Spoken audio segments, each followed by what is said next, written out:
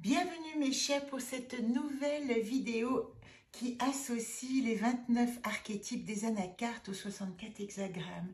Alors comme je l'ai précisé pour ces dernières vidéos, nous sommes arrivés, vous voyez dans l'année 2024, je les ai tirés de manière aléatoire, à la dernière ligne qu'on appelle la ligne de résolution sublimation. Donc vous allez découvrir au fur et à mesure dans quel arbre se situent ces cartes, puisque je suis obligée d'enregistrer avant mon départ pour l'île de la Réunion.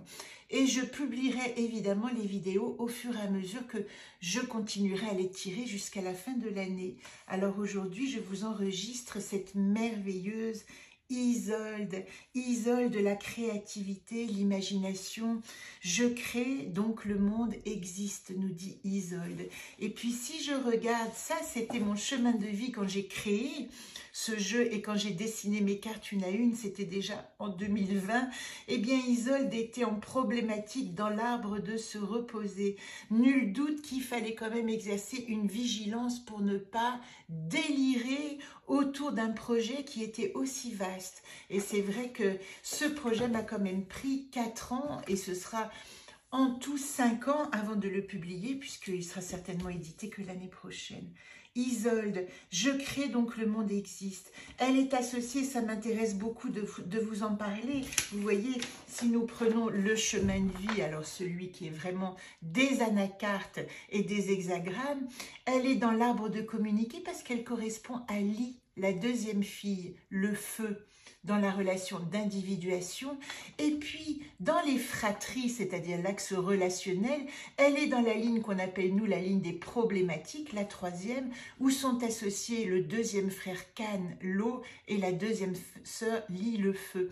Ça nous donne 2 hexagrammes extrêmement intéressants. Nous avons l'hexagramme 64 dans la dimension yang de Isolde, c'est-à-dire la dimension d'action, dont je vais vous parler tout de suite. Et c'est intéressant parce que cet hexagramme 64 qui est l'ultime, il s'appelle avant l'accomplissement. Et puis du côté yin, nous avons 30 qui est l'hexagramme de la grâce. Ce qui est normal, nous sommes quand même dans la dimension de créativité et nous avons à mettre de la beauté. On l'appelle aussi ceux qui s'attachent. Mais ici, tout de suite, qu'est-ce qu'elle nous dit, Isolde? Associer l'hexagramme, les 2 hexagrammes à l'archétype Isolde, c'est répandre chaleur et clarté. Nous sommes dans le feu. Ici, 64 va être associé Li en haut. Vous voyez, Li, elle est là. Alors, pardonnez-moi, je n'ai plus de couleur dans mon imprimante, mais cette partie sera en couleur. Ici, bleu pour la dimension yang, ici, rouge clair pour la dimension yin. 64, Weitzi, avant l'accomplissement, nous dit c'est un feu grégeois qui embrase l'océan. Vous savez ce que c'est le feu grégeois? C'est le feu qui, quand on le projette sur l'eau, brûle. Il était très utilisé au moment des Vikings parce qu'ils arrivaient à embraser l'océan et attaquer comme ça leur ennemi. Alors, 64, c'est la voie de l'accomplissement. C'est l'ultime hexagramme dans cette roue du Tao. Et vous voyez, avant le 64, il y a le 63. Et ici, le 64 qui est l'ultime s'appelle avant l'accomplissement et le 63 s'appelle après l'accomplissement. Ça veut dire que déjà à la fin, quand nous arrivons au terme de cette roue, il y a déjà le germe du prochain accomplissement. Et c'est tout ce que veut dire Isolde dans sa dimension d'imaginaire et de créativité. Je crée dont le monde existe. Je ne vais jamais m'arrêter à ce que je vais créer parce que ce que je vais créer va induire ma prochaine création. Elle nous demande cette voie de l'accomplissement, de rassembler des énergies où le nouveau va prendre la place de l'ancien et le haut et le bas se complètent. Nous avons ici l'exemple alors j'ai envie de vous le montrer ici. Vous voyez les trigrammes de l'image, le feu au-dessus de l'eau, image de Weichi, ainsi l'homme supérieur fait soigneusement la distinction entre la nature des choses et les places qu'elles occupent. Il y a quand même, et on va le voir tout de suite, une nécessité de passer du désordre à l'ordre, oui c'est ça, du désordre à l'ordre. Et ce n'est pas encore accompli, ce passage du désordre à l'ordre. Il y a eu une possibilité de recréation qui n'est pas encore mise en place. Alors, si nous prenons les mots-clés, nous savons aussi, c'est quand même important, c'est la communication. Li gère l'arbre de communiquer. Le feu, c'est la capacité aussi dont on parle ici, auto-créative d'expression. Comment est-ce que je vais pouvoir exister à partir de ma création? Elle est reliée à ce qu'on appelle dans le Human Design, à la porte de la confusion des rêves. Vous voyez comme les mots sont parlants. Nous sommes dans une forme de désordre. Nous sommes dans l'énergie. Alors, je ne voulais pas prendre celui-là tout de suite. Ça, c'est l'astrologie. Je voulais plutôt vous montrer d'abord le Human Design. C'est toujours plus intéressant de parler déjà, d'essayer de comprendre quelles sont les portes. Alors, qu'est-ce que nous avons comme porte? J'en ai marre de dire alors. Il faut que j'enlève cet alors. Hein? Alors, porte de la confusion.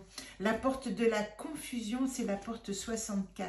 Et si je vous montre, j'aime bien vous montrer, hop là, 64. Elle est située où? Elle est dans le centre de la tête, ici. Vous voyez, la porte 64, et elle se relie au monde des idées. Il y a une tension mentale, c'est pour ça qu'on appelle la force de la confusion. Et en plus, en porte harmonique, elle va relier la 47, qui est quand même la porte de la confusion. Il y a un besoin, avec Isolde ici, de réfléchir au passé, à ce que nous avons construit, à ce que nous avons créé. Il y a le commencement d'un processus mental abstrait. C'est comme s'il y avait le germe de la prochaine créativité qui va donner vie là-dedans. Mais il faut accepter cette pression, il faut accepter aussi cette confusion que ça génère, c'est-à-dire qu'on a envie à la fois de clarifier le passé et de se projeter vers le futur. C'est le processus logique pour générer les générations à venir, pour procréer pour les générations à venir. Il y a toutes nos images du passé, de ce que nous avons, ce dont nous sommes issus, de ce que nous avons créé, qui vont venir créer une masse de connaissances. Nous sommes en haut de l'inspiration et ils vont devoir rejoindre le monde des idées, mais dans un substrat encore informel, comme si le puzzle était en désordre. Réflexion sur le passé à clarifier, évacuer l'inutile, une abstraction à concrétiser. Le changement, nous dit l'hexagramme 64, et Isolde est imminent. Dans Isolde, on est quand même relié à Li, le feu en haut, hein, c'est ce qui relie les deux hexagrammes.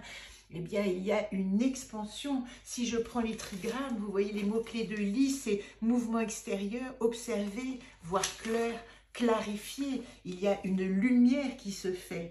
Nous devons avancer cependant vers ce nouveau avec prudence et souplesse. Christophe Guillaume, que j'avais ouvert un petit peu trop en avant, nous dit « c'est la fin de cycle, maison 12 ». Alors c'est facile de le trouver, c'est le dernier avant l'accomplissement. Une symbolique de fin de cycle qui rappelle évidemment l'énergie de la maison 12, la dernière roue dans laquelle nous nous incarnons et nous exerçons notre matière. Les maisons, ce sont simplement les entrées des énergies astrologique et elle se situe dans des endroits en nous disant, ben voilà, un petit peu comme cet arbre de chemin de vie, voilà ce que j'ai à maintenant travailler par rapport aux énergies planétaires. Il y a une charge de clôture et de bilan qui est lourde quand on arrive à la fin d'un cycle.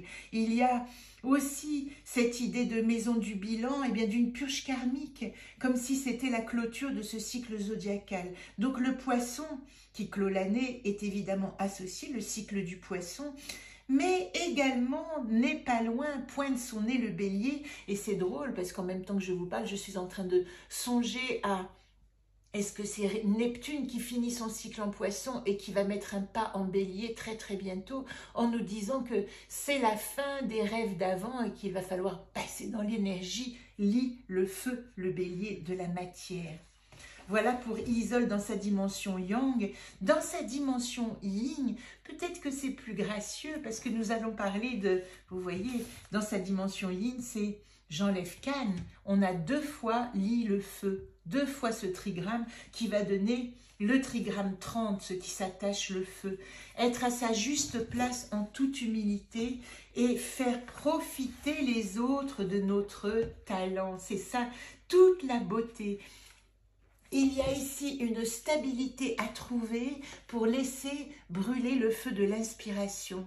Un jour s'achève, un autre commence. Le soleil se lève, illumine la terre, beauté, chaleur, luminosité, distinction et clarté abondent. Ici, vous voyez l'idéogramme qui dit « Le feu s'élève sous forme de 2 langues de beauté flamboyante. De même, l'homme sage déverse sa lumière aux 4 coins de la terre. » C'est intéressant parce que dans cette dimension qui est très flamboyante, l'oiseau de feu, eh ben, nous avons dans cette 3e ligne la fratrie qui exprime la nature profonde des problématiques. Et dans sa dimension yin, Isolde va nous dire « Je vais rejoindre la porte des sentiments. » Où est-ce qu'elle est? Elle est notre femme. Elle est là. La porte des... Encore une fois, je prends l'astrologie. La porte des sentiments, elle est ici, dans le plexus solaire.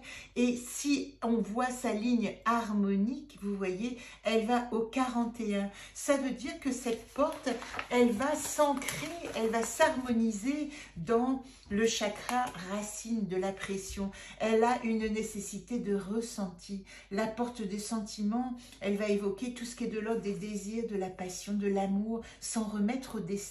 Il y a se soumettre à la force des choses, répandre chaleur et clarté, diffuser la lumière, audace, ordre, conscience, action, renaissance avec le travail. Je vous rappelle que nous sommes dans la dimension réceptive de Isolde et que dans notre capacité créative, nous ne sommes pas toujours en yang, en création et en propulsion des idées, mais nous sommes aussi en pleine réceptivité et de ressentir à quel point les choses qui nous touchent vont faire partie de notre matière à venir. Christophe Guillaume, qu'est-ce qu'il nous dit? Le feu, évidemment, cette énergie élémentale, elle est mise en avant, elle ne demande qu'à s'exprimer, mais il y a avant tout ici la mise en valeur vous voyez, l'oiseau de feu, c'est le phénix aussi qui renaît de ses cendres, cette dimension que à l'intérieur, nous avons la chaleur, l'audace, l'optimisme, et c'est cet intérieur flamboyant qui, peu à peu, tranquillement, va trouver matière à l'extérieur. C'est pas par hasard que Isolde est reliée à l'anacarte Udius dans les roues lunaires, parce qu'il y a une nécessité d'agir dans la matière. Donc l'énergie du feu, elle est prépondérante. On retrouvera évidemment des énergies de soleil, de Mars, de la Terre également, de la maison 1 et de la maison 5, qui sont liées principalement au principe de volonté, d'action, d'initiation et de création. Et les forces de terre, si elles interviennent, elles sont d'une manière imagée le combustible, le carburant. C'est-à-dire que dans cette matière, le feu va trouver son carburant pour entretenir la flamme. C'est intéressant, n'est-ce pas? Donc les énergies aquatiques ici ne seront pas à l'aise. Même si on parle des émotions, c'est une émotion qui doit aller puiser dans l'humus de sa matière, et bien de quoi faire brûler son inspiration. Et puis je termine en vous disant évidemment avec cette gravure, je ne sais pas comment l'appeler autrement, que j'ai réalisée en 2020. Au cœur du délire se tient l'œil de la conscience qui voit bien au-delà. Oui, parce que Isolde nous met en garde aussi de cette nécessité de maîtriser ce feu intérieur, de se servir du bon combustible pour ne pas partir dans tous les délires et les fantasmes et que sa créativité soit stérile, ne soit pas nourrie tout simplement. C'était quand même un mot-clé très important associé à Isolde. À très bientôt pour notre prochaine rencontre.